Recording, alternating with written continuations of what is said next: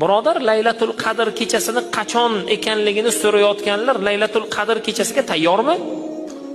Laylatul Qadr kechasidagi eng go'zal duo, payg'ambar sollallohu alayhi va sallam bizga o'rgatgan duo. Uni siz yodlaganmi? Laylatul Qadr kechasini so'rayapsiz. Laylatul Qadr kechasini duosini siz bilasizmi o'zi? Yodlab oling. 4 kun vaqt bor.